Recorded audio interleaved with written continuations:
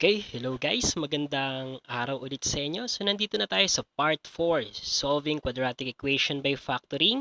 At ang focus natin ngayon ay ang quadratic equation na nag-i-involve ng trinomial with a numerical coefficient of the leading term not equal to 1. Ibig sabihin, ang numerical coefficient ng leading term ng trinomial na to ay greater than 1 or less than 1.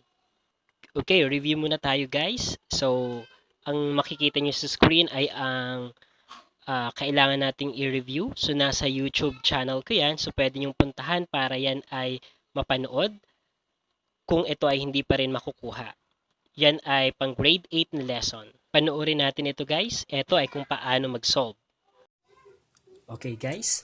So, ngayon, paano natin isi-solve ang quadratic equation na to na 2x square minus 23x is equal to negative 30. So, again, sundan natin yung steps. Yung una, transform the given quadratic equation in standard form. So, standard form, so dapat etong constant term nandito sa left side. So, we have 2x square minus 23x. Pag nilipat si negative 30 sa left side, since negative yan, magiging positive by addition property of equality or pwede rin namang transposition method. So, sa right side natin, 0 na lang guys. Okay, next, find the factors of the left side of the quadratic equation. So, ang left side natin ay itong 2x square minus 23x plus 30 is equal to 0. Ang problem natin ngayon, paano natin i-factors itong trinomial na to? So, itong trinomial na to ay kakaiba kasi ang numerical coefficient ng leading term niya ay hindi 1. So, ano kaya ang gagawin natin? So, ito ang susundan natin. So, kunin natin ang factors. Una, kailangan na makuha natin ang product ng first and last numerical coefficient. So, 2 and then 30. So, 2 times 30 is equal to 60. So, yan ang kailangan natin. Hahanapin natin ang mga factors ng 60 na dapat ang maging result kapag inad natin or sinubtract natin ay negative 23 or 23. So, dito, so for example, we have 1 and 60. So, 1 and then 60.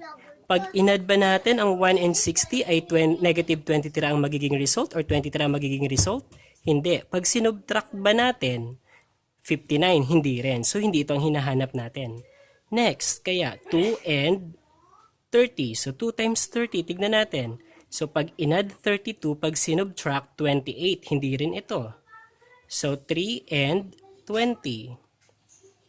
So, tignan natin ang 3 and 20. Okay, pag inad natin ay 23. Pag sinubtract natin ay 17. So, baka ito ang hinahanap natin. So, tignan natin. Okay, so dito, so we have negative 23. So, kapag negative 23, so ang dapat na maging result natin, so dapat, so 3 and 20. So, kapag inad natin ay 23. So, dapat ay pareho silang negative para ang maging result pag inad sila ay negative 23. Tignan natin, kapag minultiply naman sila, negative 3 times negative 20, yun kaya ay positive 60? Yes, positive 60 kasi negative times negative will result to positive. So, negative 3 times negative 20, that is also equal to positive 60. So, ibig sabihin guys, ito na ang tamang factors na kakailanganin natin. So, balik na tayo dito. So, ito yung negative 23x. So, i-rename natin siya. So, magiging siyang negative 3x minus 20x. Yung negative 3 saka negative 20 ay galing doon sa factors nung 60 na dapat ang sum ay negative 23. Okay. Then, next to that, ibababa na natin si first term natin pagkatapos yung last term. So, dito naman ay plus 30 is equal to 0. Okay? Next, gagamitin natin ang by groupings. Okay, so i-group natin to, i-group din natin yan. So ito ang unang grupo natin. So 2x square minus 3x. Ang pangalawang grupo naman natin, so plus. So since plus ang ginamit ko dito, ipapasok ko yung negative 20x then plus 30 is equal to 0 since equation tayo. Okay, next, dito sa first group natin, titignan natin kung meron silang common.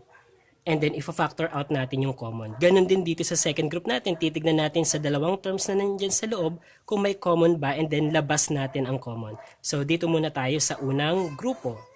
So, ang 2x squared, that is, pag in-expand natin ay 2x times x. Ang 3x naman ay 3x or 3 times x. Ano ang common sa dalawang terms? So, ang terms ay nahati dito sa subtraction sign natin. So, kung titignan natin, ang common ay itong x saka yung x na to. So, parehong may x sa dalawang terms ng first group natin. So, yan ay ilalabas natin. So, yan. So, ilalabas natin yung x na ilabas na. Anong natira or anong matitira sa loob? Ang matitira sa loob itong 2x sa first term. Sa pangalawa naman ay yung minus 3. So, na-factor out natin yung common na x. Okay? Next naman, dito tayo sa pangalawa. So, ang negative 20x saka 30, ano kaya ang common? So, expand din natin siya. Okay, kung titignan natin, so 2 times 10. So, negative 2 times 10 times x. Ito naman ay 3 times 10. Diba? Okay, so mapapansin natin, ang 10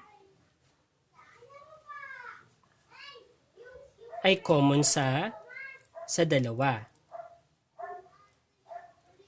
Kaso kapag 10 ang inilabas natin, okay, try natin. So, labas ang 10.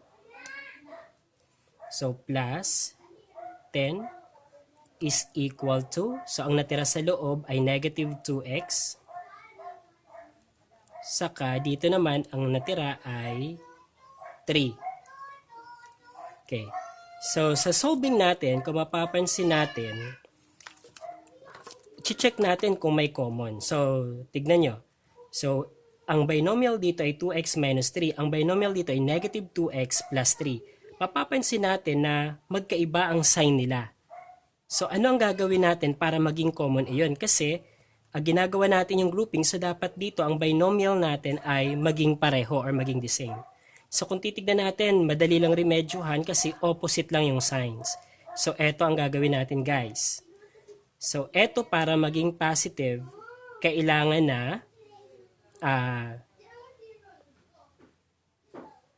gawin natin itong negative. So i-change natin yung mga signs. So eto, yung plus 10, gagawin nating negative 10 para ito maging positive, ito naman maging negative. Tignan nyo na. So 2x minus 3, 2x minus 3. So ibig sabihin, pareho na ang nasa binomial natin. So may common na dun sa dalawang terms ulit. So by changing the signs lang. But take note, pag nag-change tayo ng sign, dito since inilabas kasi natin yun eh. So parang inilabas natin kanina positive 10.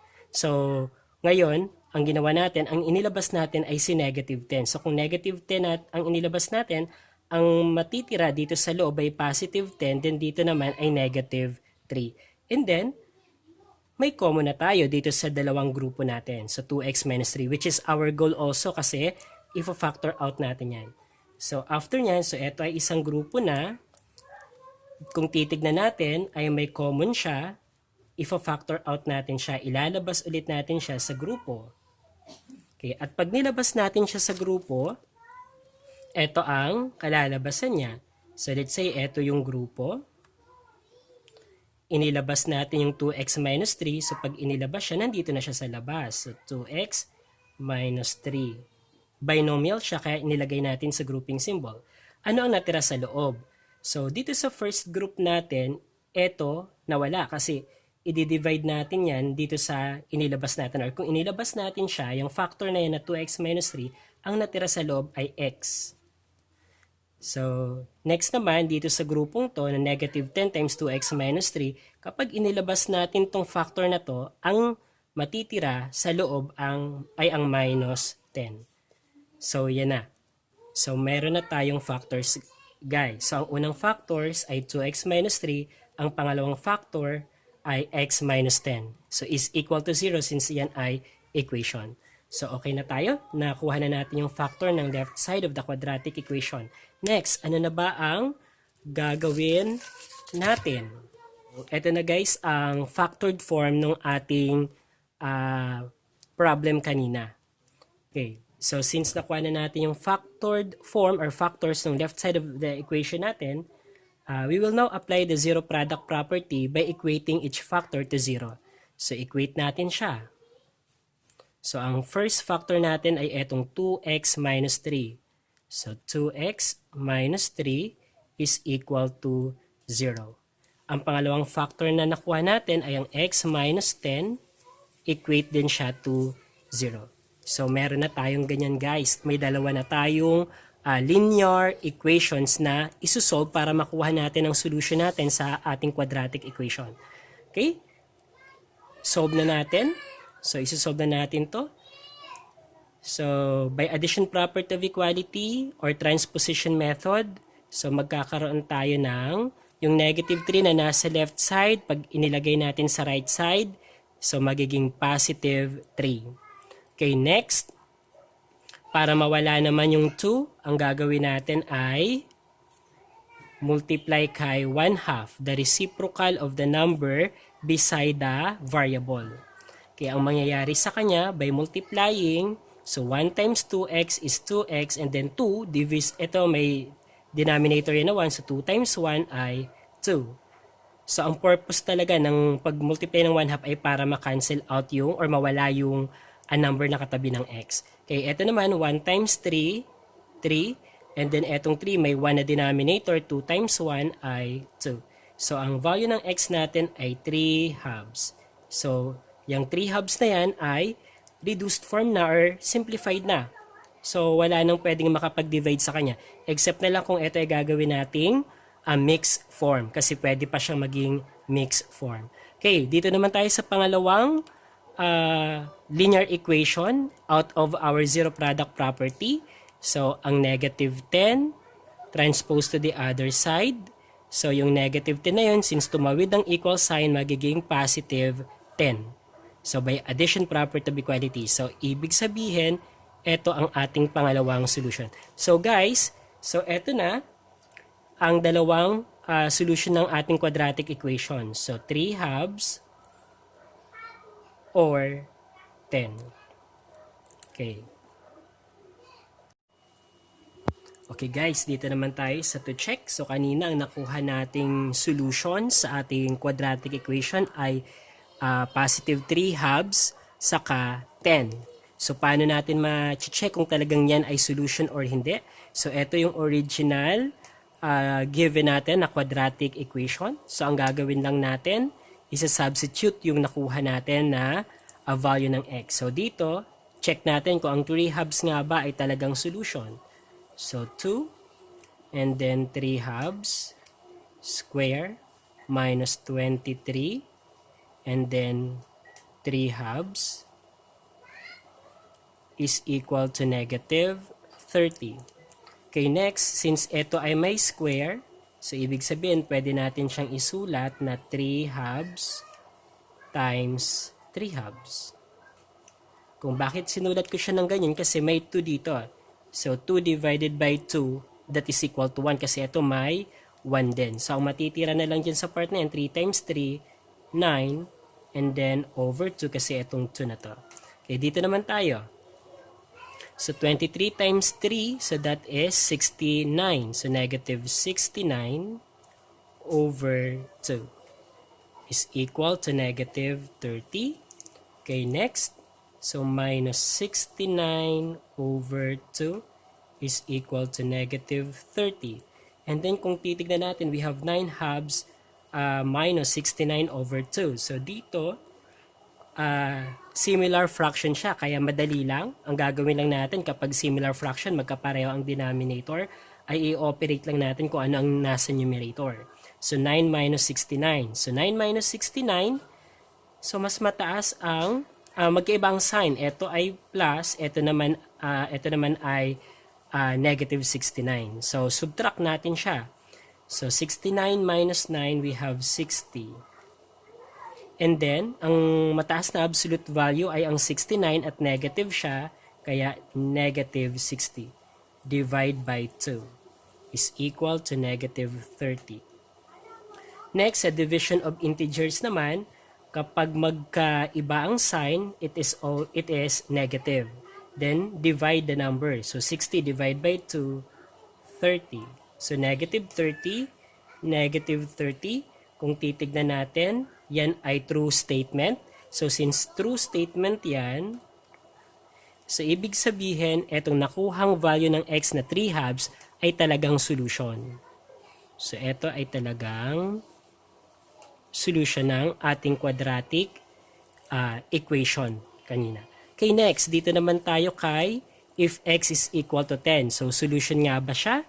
So, tignan natin. So, 2, then 10 square, kasi ito, then minus 23, ang x natin ay 10, is equal to negative 30. So, dito, so 2, ang 10 square ay 10 times 10, that is 100. Minus 23 times 10, or negative 23 times 10 ay negative 230 is equal to negative 30. Then 2 times 100 ay 200, then minus 230 is equal to negative 30. 200 minus 230, so subtraction of integers tayo. So dito, change the sign of the subtrahend, then proceed to addition. So eto daw, so etong subtrahend natin magiging negative 230. And then, yung operation ay magiging addition. Just copy the minuend. Then, addition of integers tayo. Kapag magkaiba ang sign, subtract. So, 230 minus 200 ay 30. And then, copy the sign of the number with higher absolute value. This is the number with higher absolute value, 230, negative. So, since negative ang sign niya, negative din ang ating sum. So, negative 30 is equal to negative 30. It is a true statement. So, since true statement ito, check ito, ibig sabihin ng ating 10 na nakuha as value of x ay tama. Solution siya ng quadratic equation natin. So, maraming salamat. Ayan guys, so natunghayan natin yung paliwanag sa ating video lesson. So, ngayon naman ay klaklaruhin ko lang na ang to check part ay optional. So, pwedeng hindi gawin, pwedeng gawin. So, para makasiguro lang naman ginagawa yung to check na yon. So, sa screen natin ngayon ay meron tayong tatlong problems na inyong nakikita. So, kung maaari ay ito ay ating itry. So, solve the following quadratic equation by factoring. So, number 1, 10x squared plus x minus 2 is equal to 0. Number 2, 15x squared minus 7x minus 2 is equal to 0. Number 3, 14x squared plus 39x plus 10 is equal to 0. Okay, i-check na natin guys ang inyong sagot at sana inyong nakuha ang tatlong tama. Okay, so number 1, ang sagot ay negative 1/2 or 2 over 5. Then number 2 naman ay 2/3 or negative 1/5. Number 3 naman ay negative 2 over 7 or negative 5 over 2. Sana inyong nakuha. Mahusay guys ang inyong pakikinig. Maraming salamat guys. Hanggang sa muli.